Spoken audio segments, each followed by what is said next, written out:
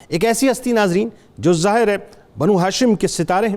ایک ایسی ہستی کہ جن کو دنیا عظیم فقیہ، عظیم محدث، الحبر الامہ اور امام المفسرین کے نام سے جانتی ہے، اور اس سے آگے ناظرین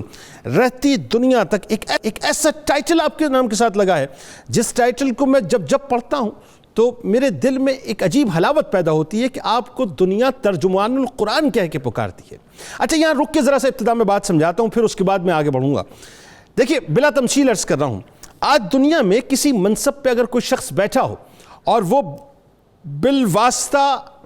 سامنے نہ آنا چاہتا ہو، بلا واسطہ سامنے نہ آنا چاہتا ہو، بالواسطہ سامنے آنا چاہتا ہو، یعنی انڈائریکٹلی سامنے آنا چاہتا ہو، ڈائریکٹلی نہ آنا چاہتا ہو، تو اپنے کسی ترجمان کو وہ کھڑا کرتا ہے اور کہتا ہے کہ میری بات لوگوں تک پہنچا دو۔ بلا تمثیل عرض کر رہا ہوں ناظرین، اب منصب کو آپ بڑھاتے چلے جائیں، یعنی عام مشیر سے لے کے منسٹر تک، منسٹر سے لے کے وزیر اعظم تک، صدر پاکستان تک، پھر اس سے آگے آپ اور آگے چلے جائیے۔ یہ انسانوں کی بات ہے ناظرین۔ ذرا سوچئے، جن کو اللہ تبارک و تعالیٰ نے اتنا بڑا انعام عطا کیا ہو، جن کو اتنا بڑا رتبہ عطا کیا ہو، جن کو سرکار مدینہ صلی اللہ علیہ وآلہ وسلم کے صدقے اور طفیل، کیونکہ انہی کے صدقے ملتا ہے ناظرین جو کچھ بھی ملتا ہے، ان کے صدقے اور طفیل یہ ٹائٹل میں نہ ہو کہ رہتی دنیا تک ہر مسلمان سر جھکا کر آپ کو ترجمان القرآن کہہ کے پکارے گا، یعنی دوسرے لفظوں میں اللہ کے کلام کے ترجمان ہیں، تو سوچئے ناظرین یہ کتنا بڑا مقام اور کتنا بڑا مرتبہ ہے کہ وہ ہستی پاک ہیں جن کی ابتدائی تربیت توحید کے سائے میں ہوئی، جن کا بچپن رفاقت مصطفیٰ صلی اللہ علیہ وآلہ وسلم کی وجہ سے ان نوری حجروں میں گزرا جہاں کی مقدس خاک بھی ذروں کو آفتاب بنا دیا کرتی ہے۔ آپ کے خاندانی شرف کے بارے میں ناظرین اتنا ہی کہہ دینا کافی ہے کہ آپ رضی اللہ تعالیٰ عنہ سرکار مدینہ صلی اللہ علیہ وآلہ وسلم کے پیارے چچا جناب عباس بن عبد المطلب رضی اللہ تعالیٰ عنہ کے نور نظر ہیں، ان کے صاحبزادے ہیں، ان کے جگر گوشے، اور ماں ام فضل رضی اللہ تعالیٰ وہ کہ جن کو سیدہ خدیجہ الکبریٰ سلام اللہ علیہا کے بعد سب سے پہلے اسلام لانے والوں میں شامل ہونے کا شرف نصیب ہوا، کہ سیدنا عبداللہ ابن عباس رضی اللہ تعالیٰ عنہ فضل و کمال کے اعتبار سے اپنے زمانے کے صف اول کے علماء میں شمار کیے جاتے تھے، جن کی ذات گرامی ایک ایسا صحیفہ تھی ناظرین جس میں تمام علوم و معارف جمع ہو گئے تھے، قرآن، تفسیر، حدیث، فقہ، ادب و شعر و شاعری، فرائض،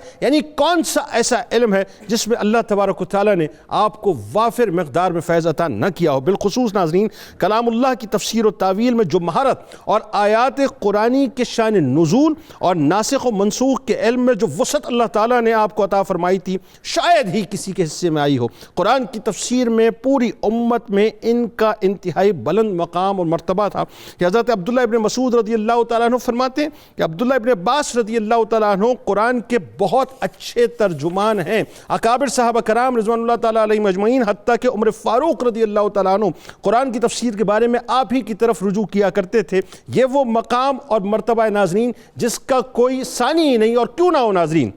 اب میں جملہ ادا کرنے جا رہا ہوں عشق والا، کہ جن کو گٹھی میں سرکار مدینہ صلی اللہ علیہ وآلہ وسلم کا لعاب دہن مبارک عطا ہوا ہو، کہ وہ لعاب دہن مبارک جو کھارے پانی میں مل جائے تو پانی کو میٹھا کر دے، وہ لعاب دہن مبارک جو کٹے ہوئے جسم پر لگے تو جسم کو جوڑ دے، اور وہ لعاب دہن مبارک جو ٹوٹی ہوئی ہڈیوں پر لگ جائے تو ہڈیاں جڑ جائیں ناظرین، وہ لعاب دہن مبارک اور دعائے مصطفیٰ صلی اللہ علیہ وآلہ وسلم کہ میرے سرکار علیہ السلام نے آپ کو دعا دی تھی کہ اے اللہ اس کو دین کا فقیہ بنا اور تعویل کا طریقہ سکھا۔ یہ دعائے مصطفیٰ صلی اللہ علیہ وآلہ وسلم جناب عبداللہ ابن عباس رضی اللہ تعالیٰ عنہ کا مقدر بن جائے تو آپ کا سینہ قرآن کے لیے کھل بھی جائے، اور بڑے بڑے اکابرین امت کا سر آپ کی بارگاہ میں خم بھی ہو جائے، یعنی پھر وہ بلندی عطا ہو جائے کہ قرآن کی تفسیر میں جو آپ کے شاگرد بن جائیں وہ امت کے امام کہلائیں۔ یعنی سوچئے ناظرین مقام اور مرتبہ پھر اللہ تعالیٰ کیا عطا کرتا ہے کہ حضرت مجاہد رحمۃ اللہ علیہ، حضرت قتادہ رحمۃ اللہ علیہ،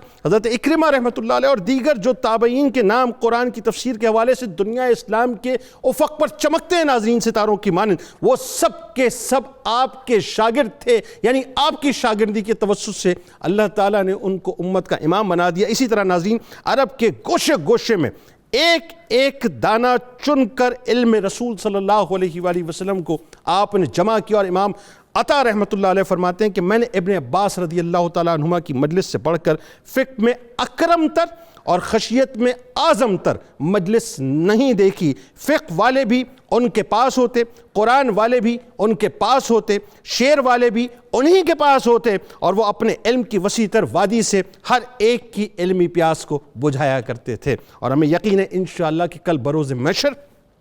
جب دنیا کے تمام لوگ نفسی نفسی کر رہے ہوں گے اور پیاس کی شدت کے مارے تڑپ رہے ہوں گے، آج یہ تذکرہ پاک انشاءاللہ ان کا کل ہماری پیاس بھی ضرور بجھائے۔